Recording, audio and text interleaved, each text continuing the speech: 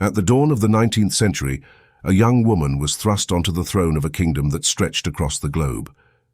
She was just 18, an untested monarch with little experience in politics, yet within a few short decades, she would become the beating heart of the largest empire the world had ever known. Her name? Queen Victoria. It was a reign that would stretch for 64 years, an era that bore her name, shaping the world into something entirely new. Under her rule, the British Empire expanded like never before. It wasn't just an empire of soldiers and merchants.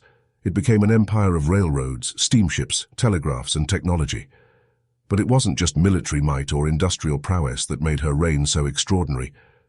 It was the quiet, often unseen ways in which she wielded power, shaping not just nations but the very fabric of modernity itself.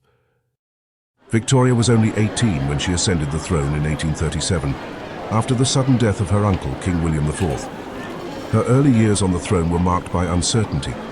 She was young, inexperienced, and overshadowed by a family that didn't quite know what to make of her. But Victoria had other plans.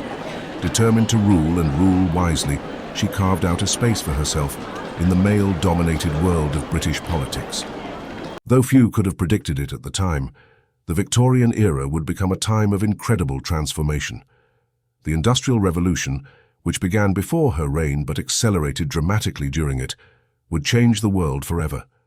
Railways cut across continents, factories powered by steam churned out goods on an unprecedented scale, and technology, from photography to the telegraph, shrank the globe.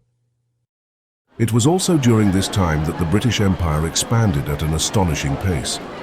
By the time of Victoria's death in 1901, Britain controlled a quarter of the world's land and population. It was a vast, sprawling empire with outposts in Africa, India, the Caribbean, and the Pacific. But here's the twist. The expansion wasn't always driven by brute force.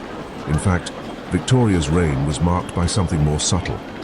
The spread of British ideals, the English language, and British institutions, all propelled by the technologies of the time. Take India, for example. British influence in the subcontinent had been growing steadily for decades, but under Victoria's reign, India became a cornerstone of the empire.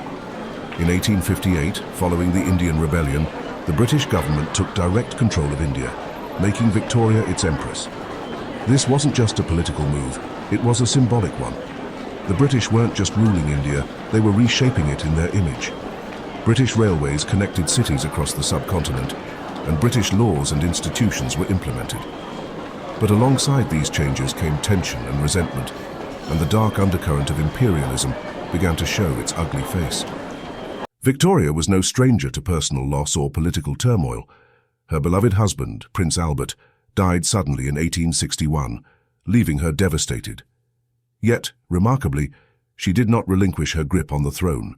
In fact, her reign became defined by a quiet resilience, a determination to uphold the empire even as it faced challenges on multiple fronts.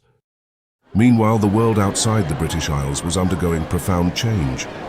The rise of the United States, the expansion of the Russian Empire, and the steady increase of nationalist movements across Europe challenged the dominance of Britain. But Victoria's empire, underpinned by industrial innovation and naval power, weathered these shifts with remarkable grace. In Africa, Victoria's empire grew through a combination of military conquest and economic pressure. The so-called scramble for Africa began in earnest during her reign, and Britain claimed vast swathes of land from Egypt to South Africa. But there was a twist in this tale as well. While the British were in many cases met with resistance, they often won the loyalty of local elites through diplomacy and trade. And then there was the cultural transformation, the way the world began to view Britain and how Britain viewed itself. Queen Victoria became a symbol of imperial strength, a monarch who presided over an empire that spanned the globe. She was a figurehead, but also a unifying force, embodying British values of duty, restraint, and strength. Yet, even as Victoria's empire reached its zenith, cracks began to form. The world was changing. Nationalism, industrialization, and the spread of democratic ideals were gradually chipping away at the foundations of imperial rule. The Great War, just a decade after Victoria's death, would signal the beginning of the end for the British Empire. As she grew older, Victoria became more and more entwined with the very identity of Britain. She was the mother of a nation, both literally and symbolically, having borne 9 children, many of whom married into European royalty.